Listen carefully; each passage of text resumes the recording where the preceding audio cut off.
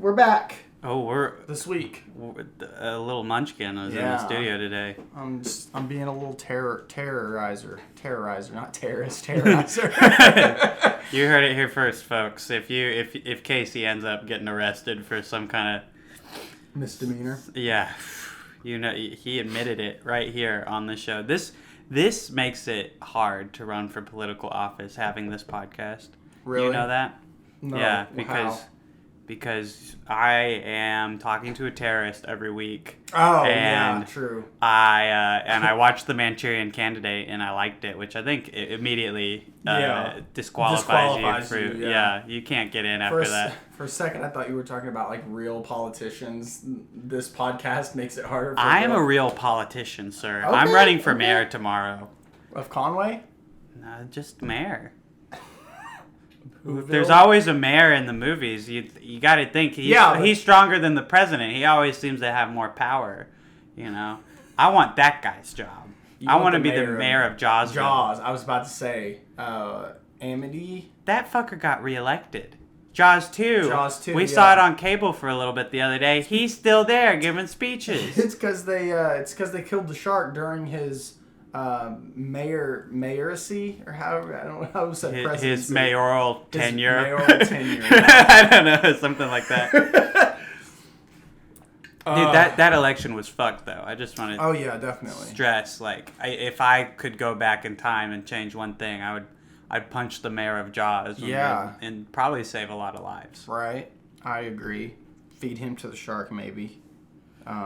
Get vaccinated. Anyway. Yeah. What'd you see? I saw, what did I see? I watched Snowpiercer. Snowpiercer. Ooh. Loved it. Like the show again? The Bong Joon-ho. Okay, yeah. I know. Okay. There is a show now, though. Did you know that? They're on season 3. They're on season 3? Yeah, they have a show on TNT.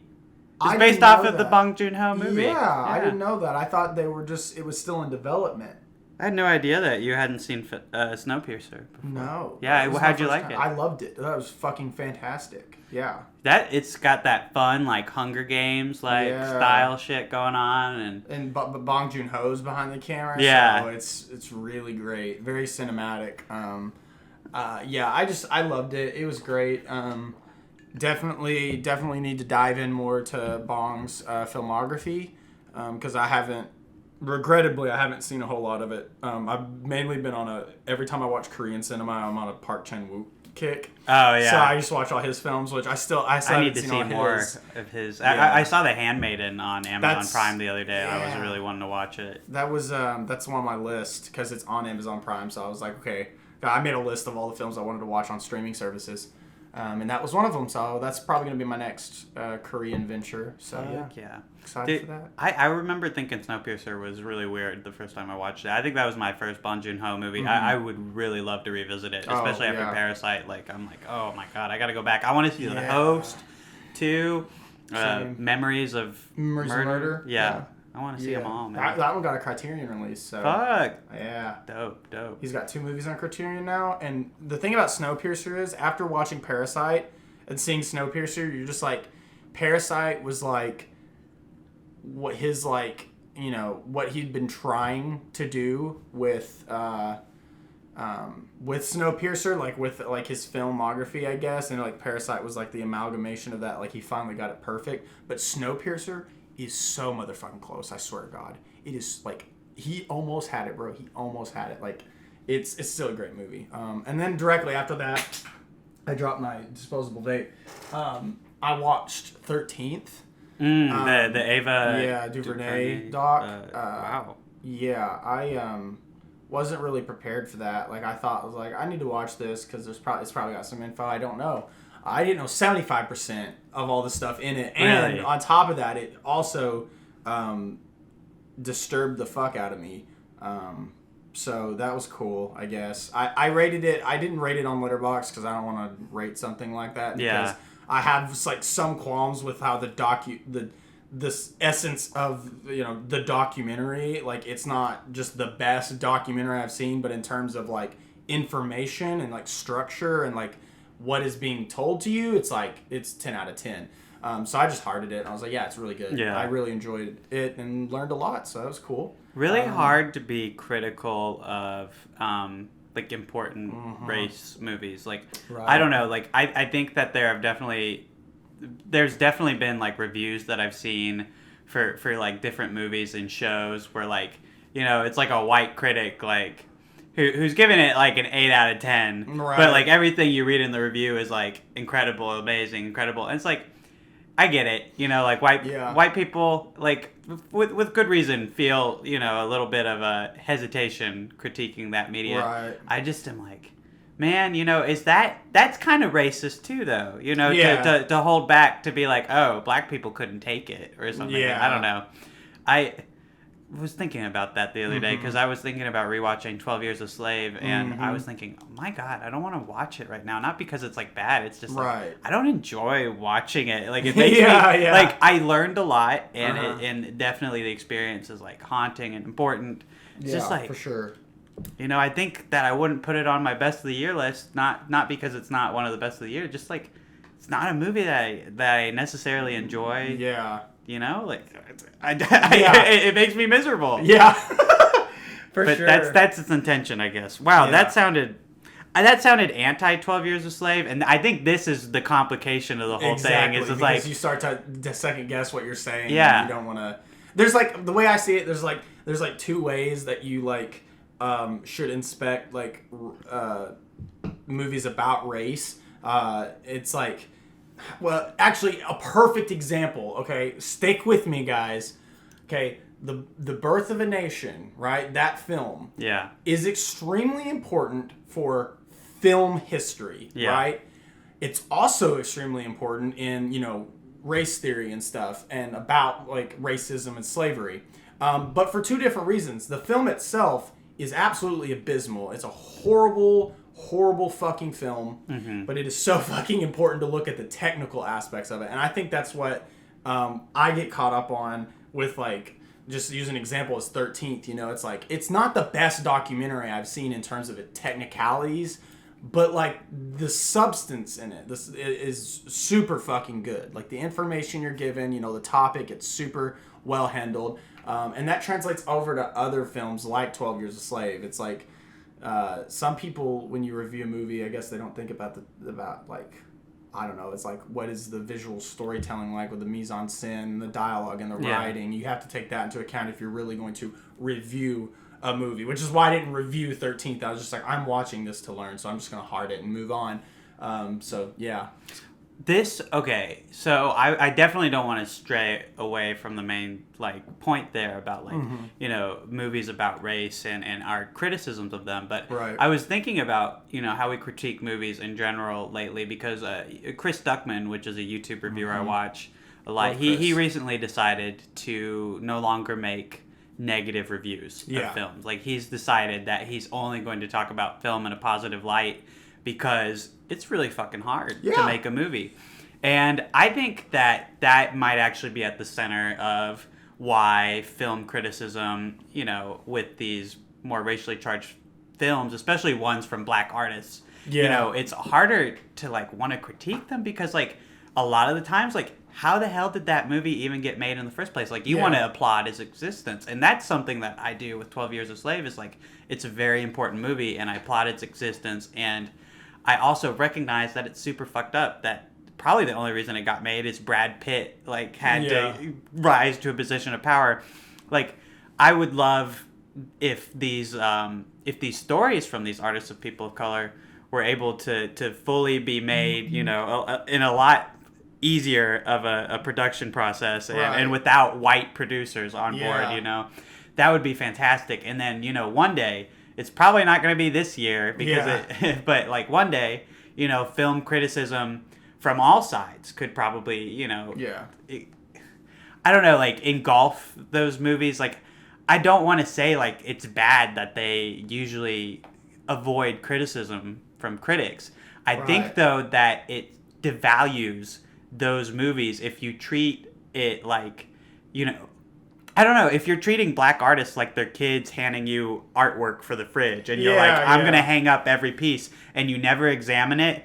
Like, the art of being critical of something is to understand its themes and why it is the way it is. And I feel like a lot of people see racism bad, and that's the only takeaway. Yeah. I think by not being critical of a movie, often we aren't able to be critical of like ourselves and our own racial beliefs. Like, I fully believe like white people are way more racist than they think they are, and I think that you have to be able to like think about this media in order to come to that conclusion. Right.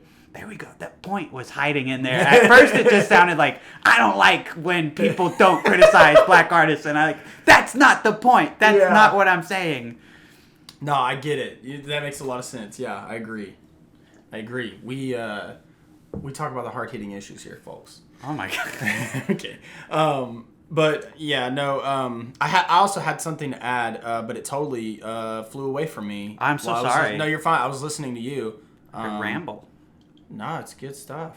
I don't know. Well, anyway, let's... 13th. I got to check it out, yeah. dude. You still haven't watched it? No. Oh, you need to. Really need to, yeah. I'm not going to lie. That only Ava DuVernay project that I've seen is Selma, which was fantastic. Right. But I really want to see the Netflix series that she did about the Central Park 5. What's that called? When They See Us? Yeah, When They See Us. Yeah, I want to see that. I don't think I'll catch A Wrinkle in Time, but I don't think that holds nearly as much importance as these other projects. No, absolutely not. But yeah, 13th is super important. Crazy information handed to you. That is just, I was just in shock like many times throughout the documentary, because like I was going into it thinking like, the way I was thinking about it, walking into it was, okay, I know the whole clause in the 13th Amendment. Like, I know, like, the general idea. But they dive in, bro, and it goes so much, like, farther than you'd think. And they present probably the best evidence, like, ever. And it's great. So, yeah, I highly recommend that. And other than that, I rewatched Thor Ragnarok. Yeah. My opinion's almost pretty much still the same on that movie. You're still pretty I'm still pretty on it, but yeah. I did enjoy it a little bit better this time. I will say that. But, yeah. I think it's one of those movies that it grows less on me. You know, like every time I watch it, it's like, this isn't even like Taika Waititi's like best at all. No, it definitely feels very studio, very safe. But I mean, in a lot of ways, they have fun with it. But like, I don't know. The more watches, the more I'm like, yep, this was definitely some setup for Infinity War. And I mean, as fun as like Cate Blanchett was as the villain and like some of the concepts they whipped out at the end, like it's pretty good. Yeah. You know, and that. It's like Guardians of the Galaxy probably did it better, you know, right, the first one. Yeah. Your hot take that I saw was received pretty well on Twitter. People are coming surprised to your Guardians of the Galaxy 2. Thank you. Loving. Thank you our viewers for coming to my defense on that. Oh, this week they're gonna fucking rip you up. Boy. Oh, I know. You're about to take the biggest, fattest L. But before we get there, we'll talk about some other things I watched, or we'll talk about the. Oh my gosh! Sorry, they're barking at probably a neighbor walking out. These poor dogs, man. They really. I usually have to. You know what? Actually, I don't know. Never mind. Go ahead. I was about to say. I was like, you know what? I'm just gonna leave this in. I've edited it out every single time, but I was like, no, I'm just gonna edit it out like every other time. Man, you've been doing good at that. Yeah. Okay. Sorry. And we're back. I watched some movies too. Yes. Before we get to your big fat L, we'll talk about adaptation. I watched it finally. What'd you think? I really enjoyed adaptation, man. Good. Like it was meta, but not to the point of being like super annoying. Which I think that when you first start it and you realize that Charlie Kaufman has inserted himself into his own movie, it's like, oh god, this is gonna be like absurdly like pretentious. Yeah. But I mean, it is. I think like it is pretty pretentious, but at the same time, it's like. No, I'm totally on board with what you're doing here because it's picking apart like the whole essence of like storytelling and adaptation. Yeah. Like I just started reading the book that you lent me too, Narrative Theory and Adaptation. I'm not very far yet, so he hasn't even approached how like adaptation handles it. But like I thought it was so fucking clever. Like absolutely, like he was onto something there, and I think it's funny as hell too. The entire movie, yeah. I mean, oh my god, just thinking about the logistics of having the author of The Orchid Thief, Susan Orlean, like sign on to this movie, knowing how she's going to be portrayed is incredible. But then at the same time, everyone's portrayed like not all that well. Like Charlie Kaufman has himself masturbating in the movie and being shown up by a fictional brother, you know, and you have Robert McKee like be kind of an asshole, which maybe he is in real life. I have no idea. I love his books though. I've read 2 of his books. He's awesome. But Brian Cox, is amazing in that role. Like, and Chris Cooper, that's the funny thing about this movie is, like, although it's not a full-on adaptation, the parts that are adaptations are, like, really good. Like, John LaRoche is, like, an incredibly compelling character. And I see why Susan Orlean says, like, oh, you know, even though it's what it is, I love it because it represents the themes of my book. Like extremely well, and it's very concise in that way. And I'm like, oh my gosh, I gave it like a 4.5 out of 5 on Letterboxd because there were some times where I was like, okay, we're going a little bit overboard with this Charlie Kaufman. I feel like I usually don't feel like that with his projects, like. You know, Eternal Sunshine, I think, is a much stronger showing from him. For sure. And also Anomalisa. I still need to see Being John Malkovich because I feel like that would be a good starting point for him. But I skipped it. Well, I didn't have access to it. And I just got thrown into something else. No, Eternal Sunshine actually is probably the best starting point for him. Like, I feel like it's accessible for everyone. I feel like that's what every film student starts off watching when they dip their toe into, like... higher concept cinema that your like professors would show you, because that's what I was shown was Eternal Sunshine, and I was like, whoa, wow, okay, this is cool. So yeah, love that movie. I also watched a movie I'd never seen before. Have you ever seen The Village by M. Night Shyamalan? No, I haven't. I'm a horrible Shyamalan fan. There's still several of his movies I haven't seen. But... Hey, that's okay, man. I just had always heard this one is where it went downhill. That's for same. him. Like, there's a lot of discourse about The Village. I don't get why people say that though. Yeah. Having seen it, like, for one, it's like one of the most beautifully shot M. Night Shyamalan movies. Maybe the best shot one because Roger Deakins did the cinematography. Yeah. So you know what you're getting into, and it's like incredible. But like, even for Roger Deakins, this might be better than like his average movie. Like, it's beautiful. Every frame a painting kind of shit. So Ozu vibes. It's wonderful. Yeah, I love the colors in this movie, especially like there's these like yellow like raincoats that they wear at night, and it's oh my god, the way he frames the shit. Excuse me, incredible. Nice. I think from a production design and a performance aspect, also great. I think that my only issues with The Village really, which I do have a bit of issues with it, is with its plot. I think in the first half, it's a lot better. And, you know, like, M. Night Shyamalan is incredible at, like, setting up mysteries. And he has some twists and turns in the plot that I didn't see coming. And I was like, oh my gosh, that's great. But then you get to, like, the fact that he usually has to have a pretty big twist. Yeah. And I don't know, like, we called it in the middle of the movie, Ken and I, and it was exactly what we thought it was, and it just took so long to get there in the movie, and then also when you think about the logic of some of the things, you're like, I don't really get how this is what we got out of that. Yeah. I do think...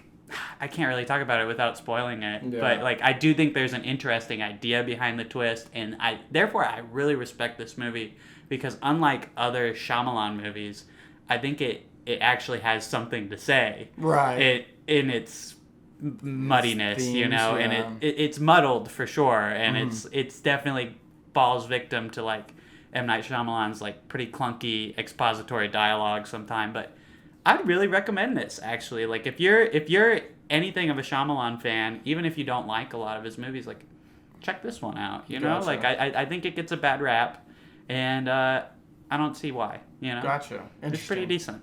I'll check it out then, definitely. Because that was going to be the next one I watched, because that's the one I've seen the most discourse on, is The Village.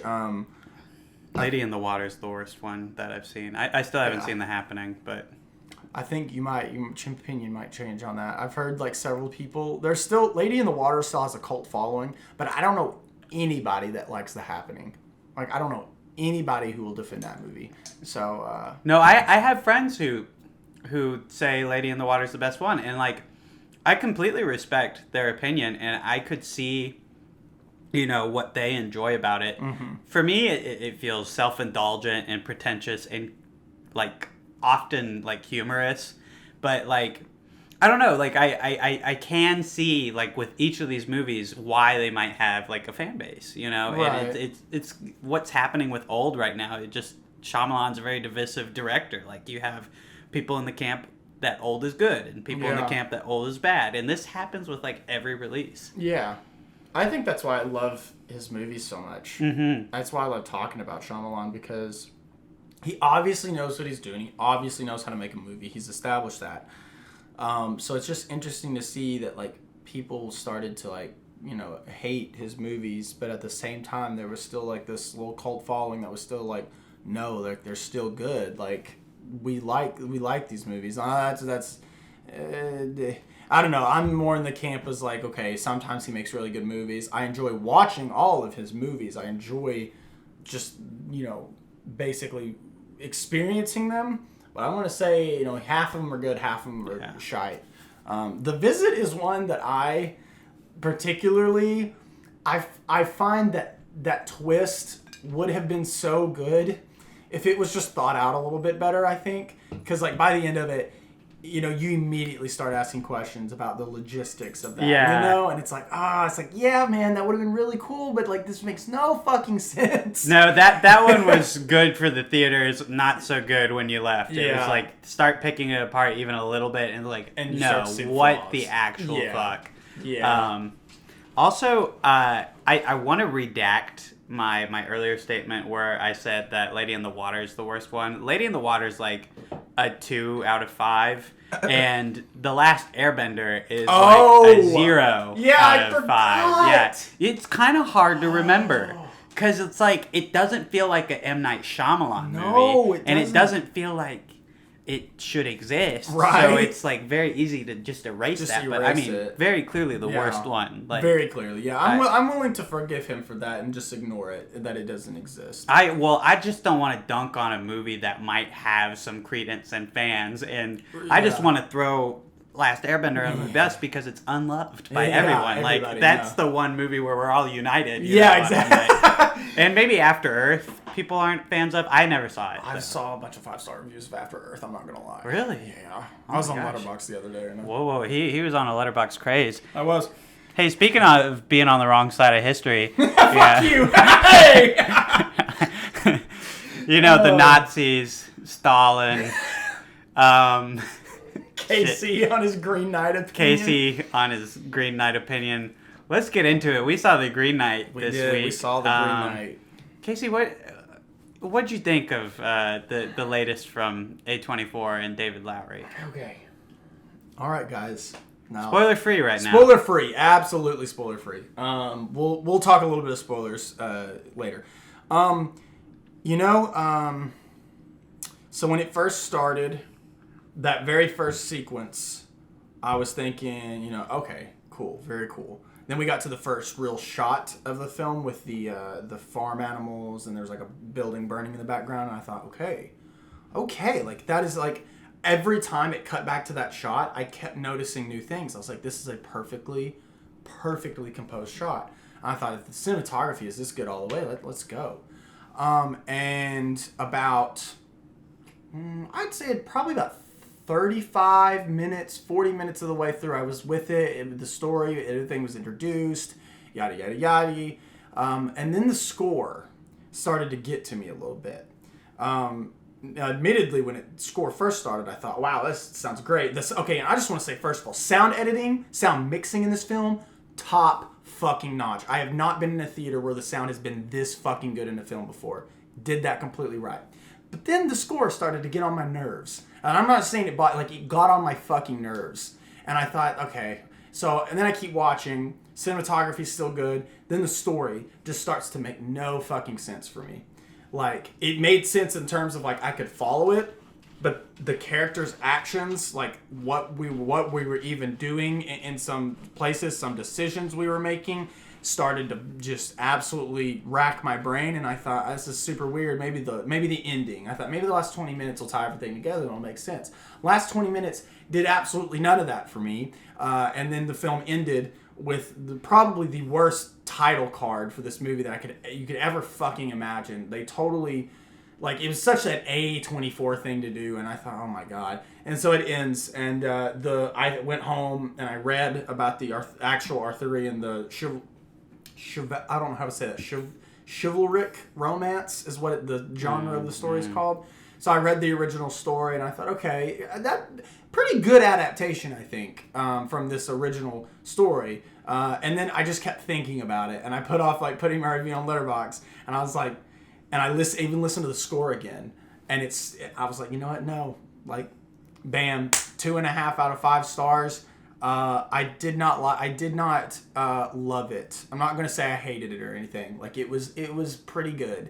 But a lot of things bugged me about it, and it really seemed pretentious as hell to me. Like, super pretentious. And I thought, this is probably the most pretentious thing A24 has done.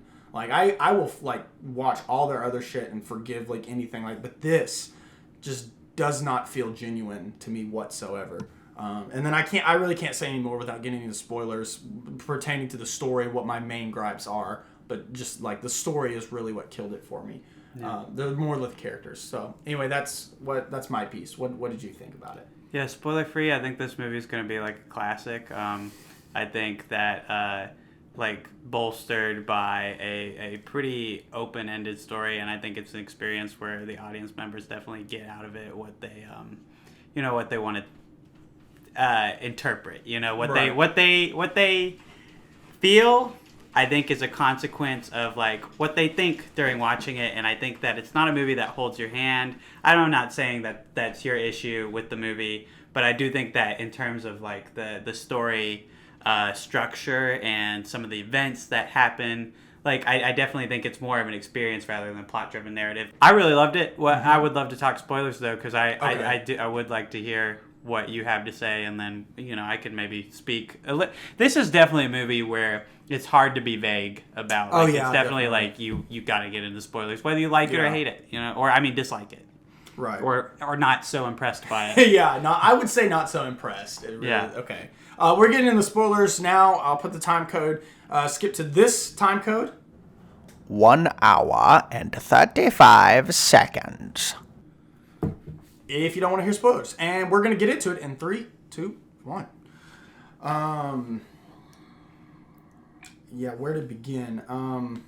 So I want to ask something right off the bat. Okay. What do you think the title is referring to when it says The Green Knight? Do you think it's Ralph Ineson's magical, like, tree knight? Or do you think that it might have another meaning? It might be a double meaning, but, like, I just assumed it was the Ralph Ineson's actual Green Knight. So, when you call a soldier green, it means, like, they're inexperienced and they don't know anything about warfare or what it means to be, in this instance, a knight. So, I think that a lot of people's expectations were preyed upon because the Green Knight isn't this guy that comes to King Arthur's court and is like, chop off my head. It's the fucking idiot who decides that his honor is going to be by doing something really grandiose in in front of a bunch of people that he's trying to impress. Right. It's Dev Patel. It's Sir Gawain. And that's what I really like about the start of the movie too, is that they waste no time setting up, like, that this is not a very chivalrous character or someone who has very much renown to their name. Like, he goes to King Arthur's court, and something that I love about this movie too is that you don't get names here. Like, it's not dependent on the fact that it's an adaptation of Arthurian legend. Like, they could have really leaned heavily into that, like, Uncle Arthur, what? Give me thine sword so I might do well by you. Like you just knew it was King Arthur when he came on screen, which is what I thought. But was yeah, so cool. if you know the story, but if you're blind, like honestly, it's totally fine to just accept that there's a king character who has lofty expectations of his nephew, and like you get that instantly. Like he comes to the court on Christmas. From his whorehouse sleepover. Yeah. And he literally has nothing to tell King Arthur. Like he's like, give me like one tale of your chivalry, and he's like, and he's like, no, it's fine, bro. You'll get there one day. And like literally that same day, it's just like, well, why not grab the opportunity, you know? Which, what do you think of the mom? I think that's the stupidest part of the movie. That's what kills it for me, because it makes no sense. Like, and maybe you can enlighten me. Like, I'm not trying to trash this movie. I really want answers here. To me, the way I saw it, the mom character makes no fucking sense. So she conjures this game up for her son. I'm assuming. Why? Because the movie didn't give us any pretense that she wanted to actually kill King Arthur, her own, brother and whatnot. But it's just like she sends this here, right? And then he foolishly, cuts off his head. And he's like, all right, 1 year, and rides off. Super cool sequence, by the way. Yeah. No, and I mean, you got to admit, like, the editing between the mom doing her shit and the Green Knight terrifying. Coming. Like, that fucking freaked me out. Yeah, no, it was super well done, super freaky. But then she's when a year later, when he actually goes on the quest, she brandishes him with this sash that he wears, that as long as he wears it, no harm will come to him. And my line of thinking is, why the fuck would she do this? Because if she hated her son, I could understand. But the movie didn't give us any semblance of that. So I thought, okay, she's doing it to help her son. She's doing it to bring some fucking, let him learn something by going on this quest. Because that's what most, like, Arthurian tales are like. A knight goes on a quest and he learns something. And so she's like, okay, you cut off his head. You won't die now since he has to cut off your head.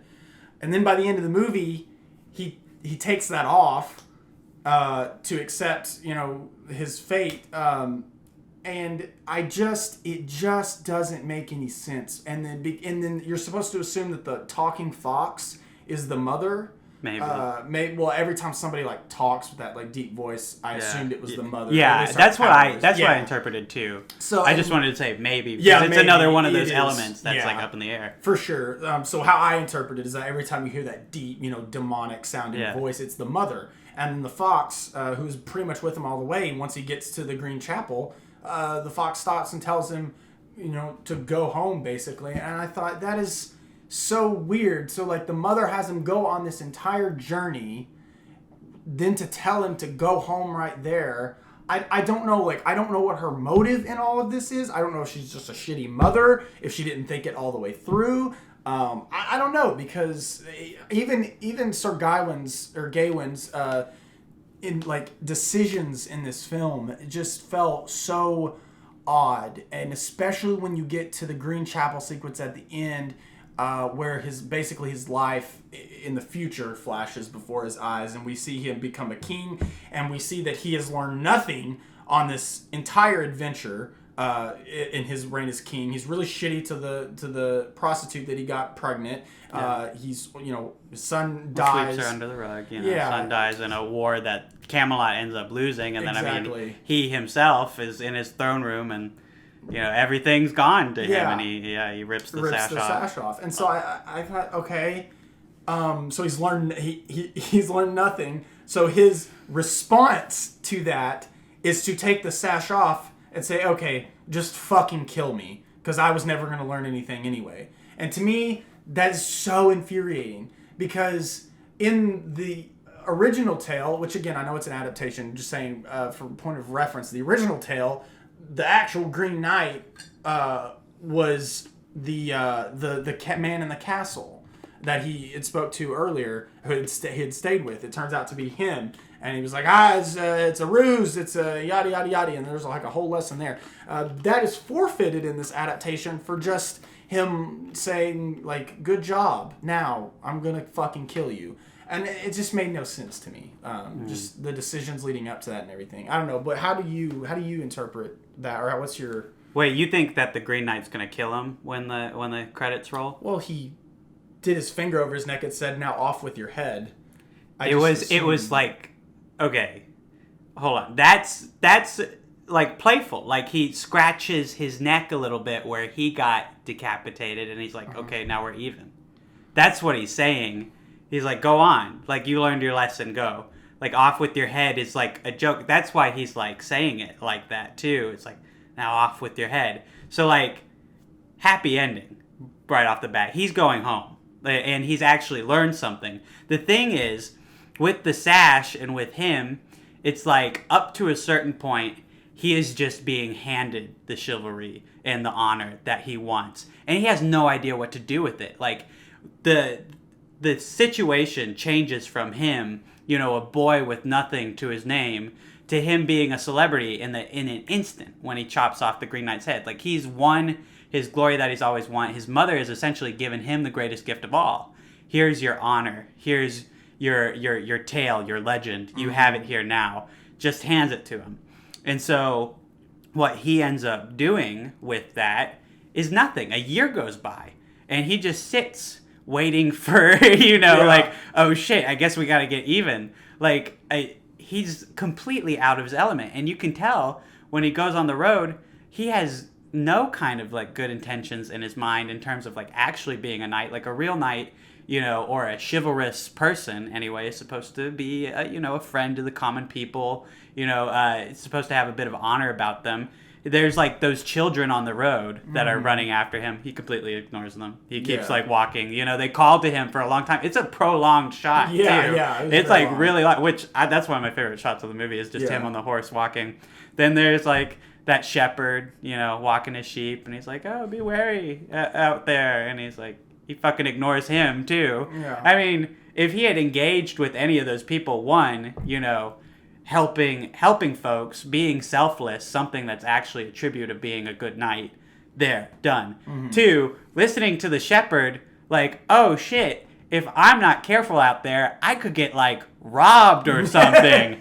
And what happens when he doesn't give that robber, like, any credence? Like, he doesn't even think to pay him. He's like, and that's what knights do, they're selfless, they give to others, and it's kind of like a beneficial, a mutual benefit situation where, the citizens are paid and the knight is led on his way. He doesn't even think to offer this guy a fucking single coin. The guy's like, do you have my thanks? And he's like, oh yeah, sure, I guess. So, I mean, he has it coming at that point, and that's how you're supposed to feel, I think, is like, he has it coming when he gets robbed and beaten. And something that I love about this movie is that at no point do they beat you over the head with what he's thinking.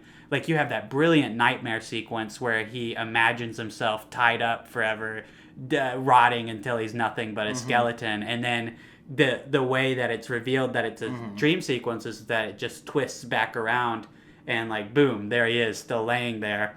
And he takes action. And I think that what I love about, episodic tales like this, especially Arthurian legends, is that each adventure, each, like, mini episode, like, has its own, like, moment of, like, of selfless, like, resolution and of gallantry and finding the right answer. Like, later on, there's the Lord and his wife, who is played by the same actress as his whore girlfriend back home, Alicia Vikander. I might have thought they were played because they looked super familiar. Which I think is a very interesting, like, artistic choice for this movie, because obviously they're different characters, but, like, the implications about what he's feeling, like, it's doubly so, like, oh, reminded of home and very tempted. But, like, in that situation, the Lord's like, I'll bring back the biggest game I win and you have however much time I'm giving you to find the greatest prize in the castle. And he fails that test too, because he's just got the sash tied around him.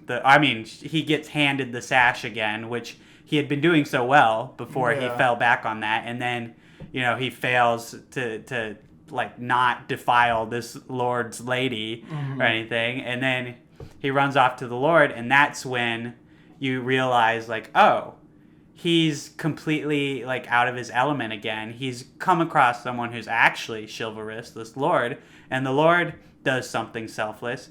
He just gives him a little smooch, because he knows that the greatest prize in the castle was his wife. He completely anticipated this of Dev Patel's character. And I think that's something that's very interesting about the whole course of the movie is that he's given so many second chances. Like, that's the thing is there are people who are rooting for him. There are genuinely selfless people. Like King Arthur is completely selfless. Gives him Excalibur to do the deed. Like his sacred sword is in no way selfish about it. That lord gives him his wife. The lady whose head needs to be found, she hands him the axe again. She goes and retrieves it for him. Like everyone that he has a lesson to learn from, exchanges a gift with him. And so the Green Knight's gift, I think, is, the gift of selflessness, of chivalry, of being a true knight. Because when he gets there, the mom, the fox, her plan is like, he's not actually supposed to go and get his head cut off. Like she fully just was handing him the situation. He needed to travel that far because he needed to be seen by the Lord, and do that part. And then, run on home. Like, who's going to know the difference? Like, no one's going to go looking for the Green Knight or anything and ask, like, oh, did you guys, like, get even or anything? Right. And he passes the test with the fox. He's like, okay, I'll keep going. But then, he's fully ready to fail because he can't commit to it. Like, he asks, is this all there is? Because he can't believe that that's all there is to being a legend, It's like, if this is what being a knight is, like, potentially putting yourself in a spot where you could be killed, where you have to give over everything. I don't want any part of it. And they show you what living a life with that mindset looks like. And up until that point, I think you're headed for a bad ending. And then boom, he passes the test finally, like without the help of another. He's like, hold on, bro, let me take off this sash. And then the Green Knight is pleased, and he's like, well, there you go, you've done it. You're so brave. And he does the little throat motion, and he's like, off with your head. But he's not gonna kill him. He's sending him on his way. I totally was convinced that he was gonna kill him. No, and I think probably still am. I see issues with, like, ending the tale before the Green Knight could reveal himself to be the Lord, played by Joel Edgerton. But I think that you have to, like, pick a spot where you end, because, like, the myth of, like, King Arthur and his knights and his whole court, I mean, that's a very extensive legend. Oh, for sure, yeah. And, I mean, you could have jumped in at any point, like the retrieval of Excalibur from the lake, or when Lancelot besieges, like, Camelot and has had an affair with Arthur's wife. Like, that's the thing, is when you're adapting these legends, you got to know when to stop. And I think they picked a perfectly fine endpoint, because at that point in the original story, Sir Gawain has learned his lesson, and he's ready to return to the Round Table a true knight. I don't know. I liked it. I can see why you didn't love it, But for me, everything about this film worked in its favor. Just the high fantasy, the low fantasy, like the fact that everything's open to interpretation. Like, I don't think the giants are real. I think he's tripping on shrooms, man. Oh, yeah. That was probably the most fucking, like, it was a sight to behold watching that sequence. But, like, after it was over, I was thinking about it. Like, after just the sequence was over, I thought, man, there's no way that was fucking real. Like, what is happening in this movie? Like, he's definitely tripping balls right now. Also, he ate shrooms in the movie and then threw up, so that was probably a big thing. But I love that that's a way to prey on, like, what he's fearing, too. Like, my interpretation is, like, he feels like he is walking amongst giants at this point. Like, everyone he meets has some... or not the common folk, obviously, but like everyone back at court is so much larger than life, and he feels like completely out of his element. Like, who is he to walk amongst them? And he doesn't end up accepting like a ride. He's like, I guess I got to do this on my own. And then that sequence ends, and it's back in the woods and it's raining, and so that's what made me think, oh, this isn't real, because he's like starving to death right now, and he's not well. Yeah, for sure. I can see where the story, like now that you talk about that, I can see that makes a little bit more sense, and I can definitely forgive that, and like probably on a second watch understand it a little bit more, because it's a super subtle movie. Just one thing I just can't ignore or give a pass to is just the pretentiousness of the filmmaking, because you mentioned the shot where it pans, it basically does a circle when he imagines being like a skeleton. What makes that pretentious? It's just it feels super overindulgent to me. So like the way the movie's shot, albeit very good, the just some of the choices he makes, it takes a full minute and a half to show us that particular shot, and I just felt like it just wasn't, like, it didn't do anything for me. It's like, okay, I get the point, and then it like kind of drones on that. Also, don't really understand the fucking when he retrieves the skull from the lady's head. He tells her, he's like, what do I get in return? She's like, why would you ask me that? I was like, well, that's funny, because like, he just went through his last encounter when it was something like that. And then he retrieves it for her, and then it turns out she did give him something in return. She gave him the axe. And in my mind, I thought, why in the fuck would she do that? Especially when he would say something like that to her. Just, like, I don't know. And especially that I don't know, man. Like, it's just so many things bother me about it. Like, I'm just not fully comprehending this character, I guess. And on top of that, the score and some of the camera, like, movements and things that they chose to do just felt overindulgent, and I couldn't get past it. Which is weird, because, like, we see that shit all the time in other movies. Like, I think Midsommar is actually one of those movies that's pretty, like, artsy and like, with its visual storytelling, you can make a case, like, he's being a little bit pretentious. But somehow I can get past Midsommar, but this just was like so in my face, and I thought, man, like, I think I would enjoy this 20 times more if it would just admit what it's trying to do, instead of trying to convince its audience it's larger than life. I don't know. I think that you're just, I don't know, I feel like you're just wrong. You're just looking at it with the wrong viewpoint. Like, I really think that his intention in making that shot, as long as it is with the turnaround, is not to make people think like, oh, I'm being pretentious, or to like drive home. No, I'm point. not It's saying, to give you, I don't know, it's to give you time to think. Yeah. Like, this is what I took issue with when I watched the movie Stalker by Tarkovsky. It's like, all of those shots are so fucking long, and a lot of them have no relevance whatsoever to the story. Right. But it's an experience that you kind of have to be on board with, because it challenges you to actually think about what you're thinking, Yeah. Like, I always love that in a movie when they can do it well, anyway, in an exciting way. And I think that this movie has plenty of, like, grounded, real action that you can enjoy something in the moments where you're not supposed to be meditating. But I think it's a way of checking in with the audience. It's like, what do you feel? What are you thinking? What does this make you believe? Like, it's going to you instead of handing you the answers. Right. Yeah. Like, and I admire that. Like, yeah, I can appreciate a shit that ton. For sure. I don't think that's pretentious to find a new way to, like, convey thoughts and feelings to the audience, because very easily there could have been voiceover in this movie. Dev Patel could have spelled it out for us, like, that would have been awful. Oh, blimey, I'm gonna rot to death here.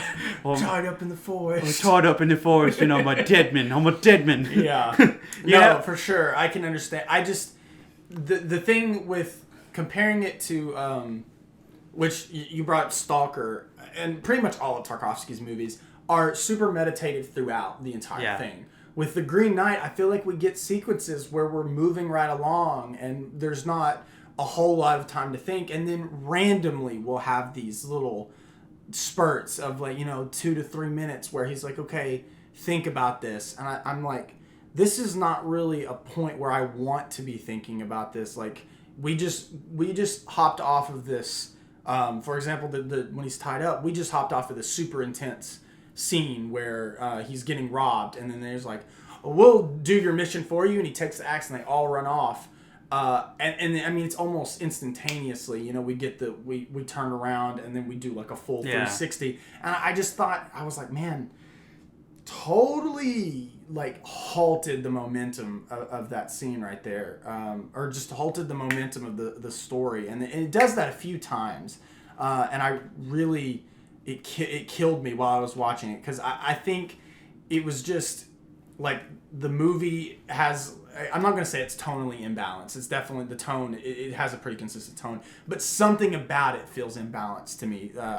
Maybe if I watch it again, I can put my finger on it and be able to explain it more.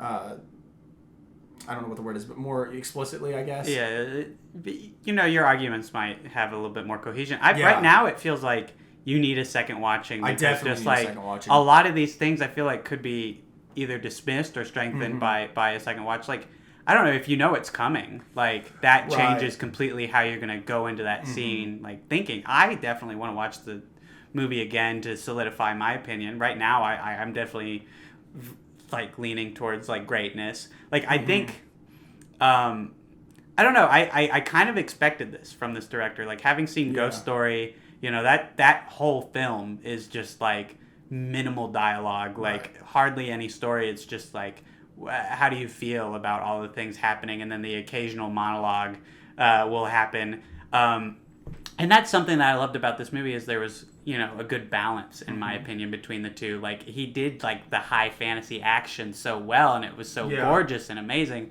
and then at the same time he kind of got down to the more humanist aspects of it. Like, I think there are some really brilliant moments too that just go on for like a while, and it's not all silent. Like, I think that moment where the Lord's wife is monologuing about like the color green will kind of overtake all, and like civilization ends, and like when man dies, the grass will grow in its place. And I mean, like, it's just like, it's all very complimentary of his journey, I feel like.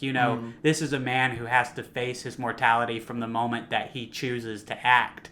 Yeah. And so, of course, he's going to go on an adventure, and things are going to happen to him. But at the same time, it's a very introspective movie. Like, I think that's what makes it such a character study, is like, not only is the character thinking about his actions and his mortality, but the audience is made to think about those exact same things. And I think that's why I love that first sequence where you turn the camera around and it goes on for a while. It's like, I was just in my fucking shoes for a while, I was like, oh my god, yeah, one day I'll die. I'll probably be bones one day.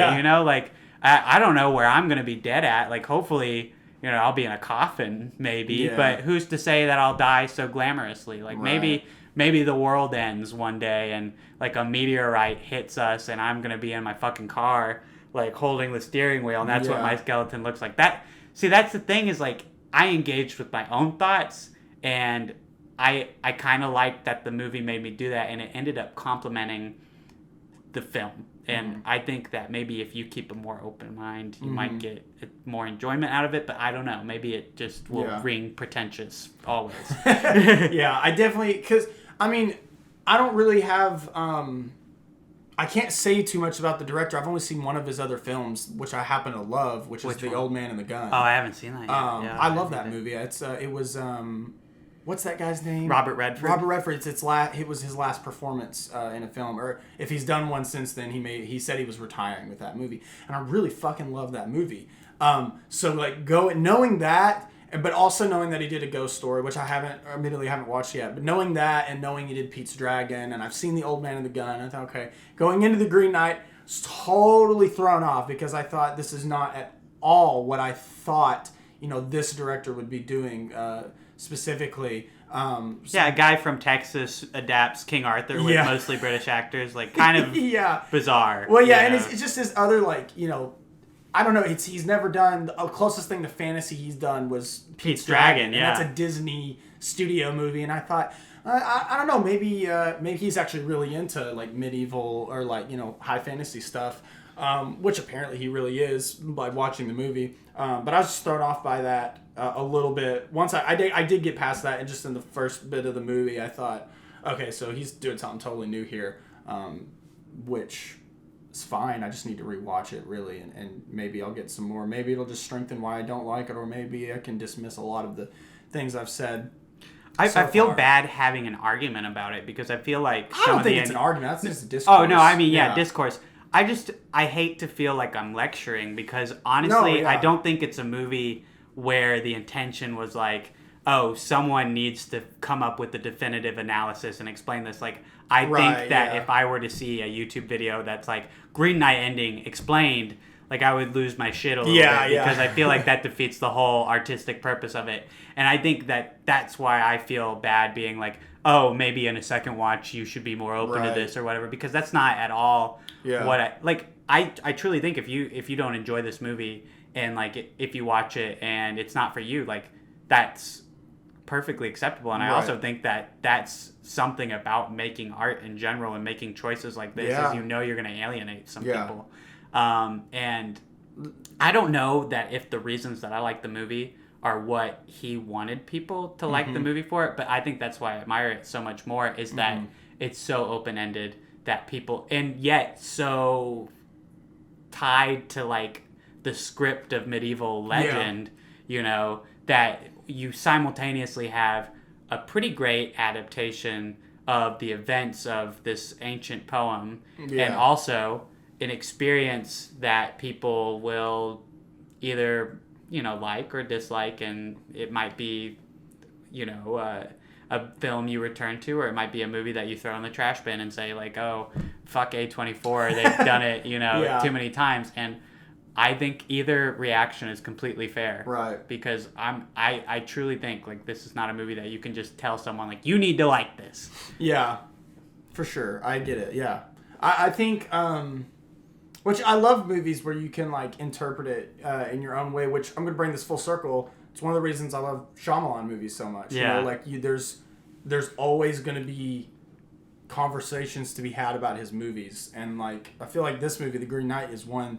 The conversations could go on and on because it is really dense with, you know, like themes and like interpretations and stuff. And like I guess we just scratched the surface really. There's a bunch of other things I'm thinking about in the movie. But definitely, I think the ending is really, it's interesting you say that because now when I watch it again, I'm going to bear that in mind.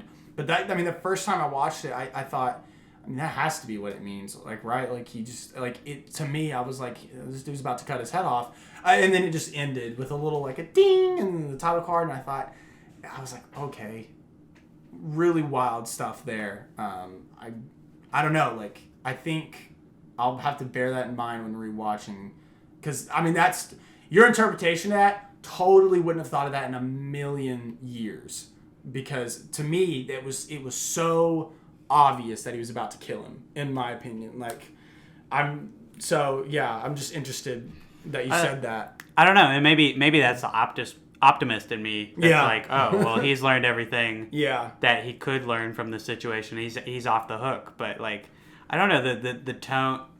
That's the thing is like, I guess depending on what mindset you go into this movie with, and also like your own personal feelings kind of shape the experience. Like the only thing that I can think to compare it to right now, which is going to sound really pretentious, is like, you know, when people direct Hamlet, like you have a fucking dense script right there and like a lot of different themes you could lean into. And so I think each time I watch Hamlet, it kind of feels like it's something different. And also, to my credit, each production of Hamlet is going to shove something down your throat differently. Like, some are really going to lean into, like, the father and son angle, like the, what do you owe your dad, know, or, like, what do you owe a parent?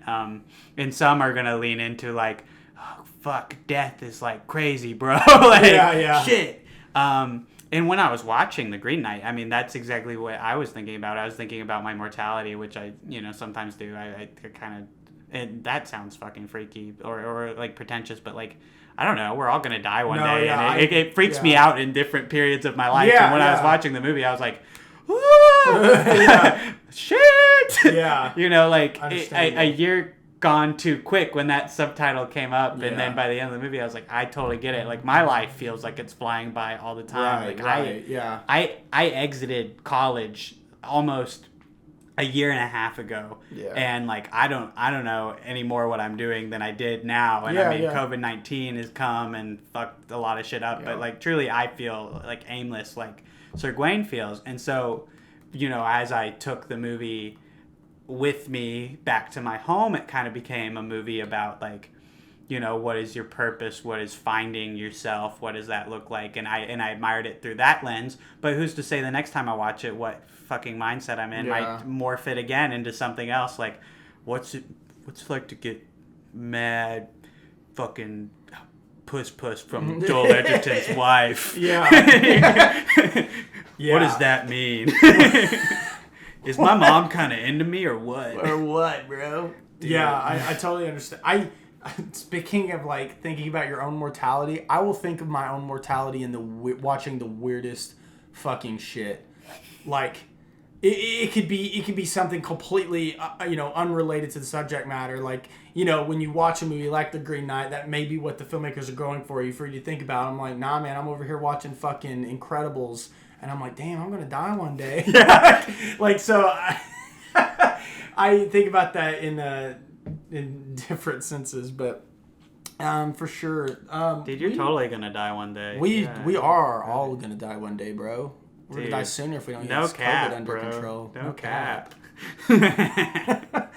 Well, we're an hour and 1 minute into this fucking thing.